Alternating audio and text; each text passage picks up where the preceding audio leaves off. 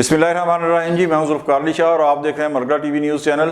सबसे पहले असवी रवायत आपसे एक रिक्वेस्ट कि हमारे जो नए देखने वाले दोस्त हैं वो हमारे चैनल को सब्सक्राइब कर दें और बेल आइकन के बटन को ज़रूर दबा दें ताकि जो नई आने वाली वीडियोज़ हैं वो आप तक बर वक्त पहुँच सकें। और अगर ये हमारी वीडियो अच्छी लगे तो इसे लाइक कर दें और दोस्तों तक शेयर कर दें ताकि उन तक भी हमारी वीडियोज़ जो हैं वो पहुँच सकें।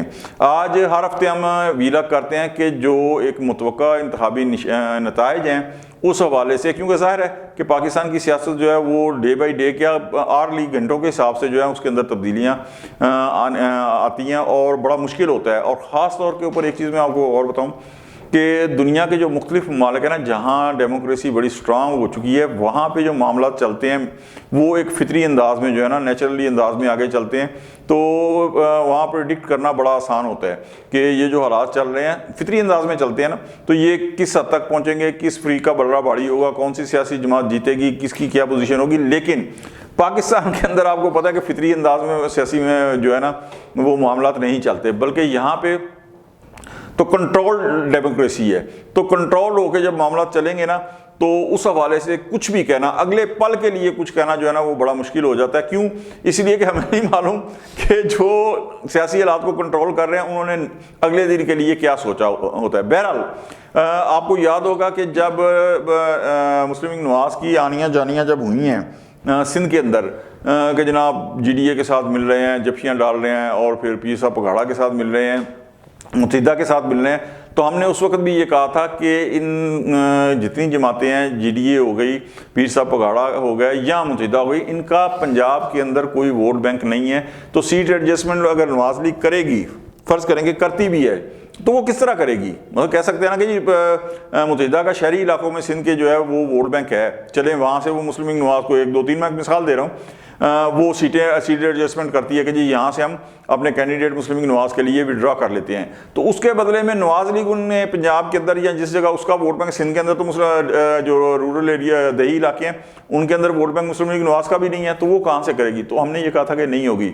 और रिजल्ट ये है कि 242 NA 242 जो कराची से है, वहाँ से मियाँ शहबाज शरीफ साहब ने अपने नॉमिनेशन पेपर जो थे वो फाइल किए थे, लेकिन जो मुत्तहिदा के मुस्तफ़ा कमाल साहब हैं उन्होंने वहाँ से विदड्रॉ होने से इनकार कर दिया। उन्होंने मुराद कि मुत्तहिदा ने अपने क्या जो थे मुस्तफ़ा कमाल साहब को विदड्रॉ कराने से इनकार कर दिया। नतीजा ये निकला कि मियाँ शहबाज शरीफ साहब को अपने कागजात वहाँ से वापस लेने पड़े।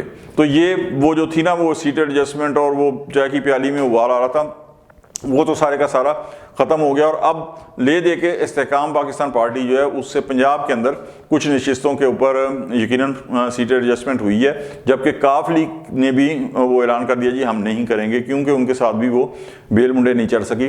तो ये सारा सिलसिला तो जो है ना, और ये एक चीज़ आपको और बताऊँ, अगर आप ये देखें ना कि सिंध असम्बली की कुल 130 नशिस्तें हैं सूबाई, उसमें से अगर सबसे ज़्यादा जो है ना वो तहरीक इंसाफ ने खड़े किए हैं पाकिस्तान पीपल्स पार्टी के बाद। पाकिस्तान पीपल्स पार्टी ने टोटल 130 सीटों के ऊपर अपने कैंडिडेट्स खड़े किए हैं, ठीक है जी।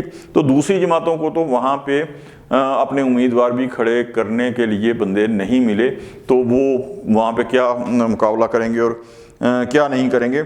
अच्छा, पंजाब के अंदर मामला जो है ना वो बड़ा दिलचस्प है। जिस तरह मैंने कहा कि लाहौर के अंदर से 2 सीटें अलीम खान और ओन चौधरी के लिए मुस्लिम लीग नवाज ने छोड़ दी हैं। तीसरी एक नशिस्त है NA 127 बिलावल भुट्टो जरदारी, वहाँ से एक पाकिस्तान पीपल्स पार्टी को जो बड़ा पॉजिटिव रिस्पांस मिल रहा है कि मुख्तलिफ बरादरियाँ हैं वहाँ पे। मुख्तलिफ बरादरियों से मुराद ये है कि जिस तरह क्रिश्चियन कम्यूनिटी है उन्होंने बिलावल भुट्टो जरदारी साहब की हमायत का ऐलान कर दिया है। फिर और जो एथनिक ग्रुप्स हैं उन्होंने जो है ना वो ऐलान किया है वहाँ से कि ठीक है वो बिलावल भुट्टो जरदारी साहब की एथनिक नहीं, सॉरी, जो भी आप कह रहे हैं मैं वो कहना नहीं चाह रहा, तो बहरहाल उन्होंने जो है ना वो ऐलान किया कि बिलावल भुट्टो जरदारी साहब की। फिर उसके बाद मिनहाजुल कुरान वो गए हैं, तो जो ताहिरुल कादरी साहब हैं उनकी जमात ने वहाँ से बिलावल भुट्टो जरदारी साहब की हमायत का ऐलान किया और सुना कि उनके भी वोट हैं अच्छी खासी तादाद में। अच्छा, फिर चौधरी सरवर साहब जो साबिक गवर्नर हैं और जो आप ये देखें कि मुस्लिम लीग नवाज से होते हुए वो तहरीक इंसाफ में गए, फिर काफ लीग में। अब उन्होंने पाकिस्तान पीपल्स पार्टी को बाकायदा मेरे ख्याल में चंद दिन में अगर ज्वाइन नहीं किया तो कर लेंगे। तो उन्होंने भी बिलावल भुट्टो जरदारी की हिमायत का ऐलान किया। और चौधरी सरवर इस बात के लिए ही ख़ास तौर पर मशहूर हैं कि वो बरादरी की सियासत करते हैं। तो इस हल्के में उनकी जो बरादरी होगी ज़ाहिर है उसको भी सपोर्ट जो है वो बिलावल भुट्टो जरदारी साहब को मिलेगी। तीसरा इसमें ऑप्शन ये है जो एक एज हासिल है बिलावल को कि उनके मुकाबले में नवाज लीग के जो उम्मीदवार हैं अतात आर्डर वो कोई इतने ज़्यादा ताकतवर उम्मीदवार नहीं है। इसके बावजूद मैं कोई बहुत ज़्यादा ये नहीं कहूँगा कि जनाब बिलावल भुट्टो जरदारी साहब फटे चुक देंगे, नहीं।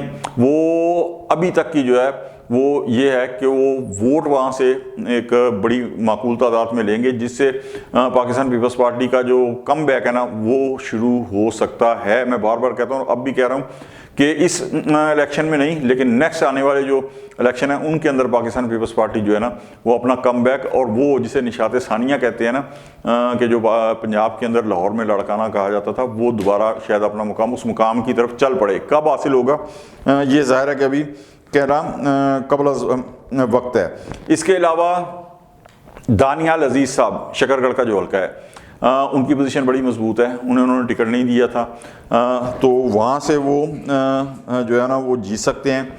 अयाज सादिक साहब लाहौरी से वो अपने हल्के से नहीं लड़ रहे बल्कि एक दूसरा जो हल्का है स्मीना गुरकी वाला वहाँ से लड़ रहे हैं। वहाँ पे स्मीना गुरकी का ये अपना ज़ाती हल्का है, गो कि 2008 के बाद वो वहाँ से जीत नहीं सकी, लेकिन इस मरतबा ज़ाहिर है कि थोड़ी सी पाकिस्तान पीपल्स पार्टी की जो है ना वो पोजीशन बेहतर हुई है। तो वहाँ से याद सादिक एक नए पहली दफ़ा इलेक्शन लड़ रहे हैं, क्योंकि उनके हल्के से रवेल असगर साहब को मौका दिया गया है और नई जगह पे जाके याद सादिक साहब आया वही अपना रिजल्ट पुराना देते हैं या एक अजनबी को हल्के में कोई फ़र्क पड़ेगा। तो ये भी एक चीज़ जो है ना।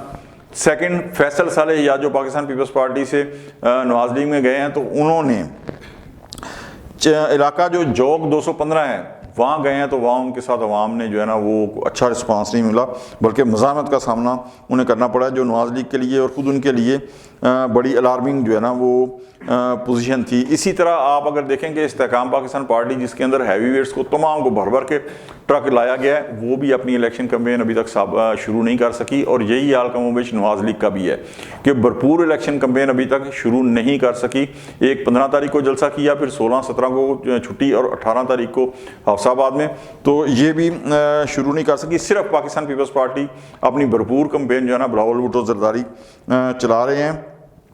तो जैसे जैसे इस हवाले से मैं खैबर पख्तूनख्वा के अंदर भी ठंड है बिल्कुल, और बलूचिस्तान के अंदर भी अभी बिल्कुल ठंडा माहौल है। हाँ, तहरीक इंसाफ के जो उम्मीदवार हैं उनके खिलाफ जैसे जैसे घेरा तंग हो रहा है, तो वैसे वैसे ये इकदाम जो है फायर बैक कर रहा है, और जो तहरीक इंसाफ के मुखालिफिन हैं जो बेनिफिशरी हैं इस सूरत हाल के उनके खिलाफ जो है ना लोगों का एक ज़हन बन रहा है। मैं नफ़रत का लफ्ज़ इस्तेमाल नहीं करता क्योंकि नफ़रत बहरहाल नफ़रत है, तो उनके खिलाफ लोगों का ज़हन जो है ना वो बन रहा है, और ये सारे का सारा लावा जो है ये at the day of election जो है ना वो उबलेगा। और उस सूरत हाल को अगर उबल पड़ा और तहरीक इंसाफ का वोटर आज खुद घरों से निकल पड़ा वोट डालने के लिए, तो उस सूरत हाल को संभालना मुश्किल हो जाएगा हर किसी के लिए। आज तक के लिए इतना ही, इंशाल्लाह मिलते हैं अगले व्लॉग में। उस वक्त तक के लिए जुल्फ़िकार अली शाह को इजाज़त दें। अल्लाह हाफिज़।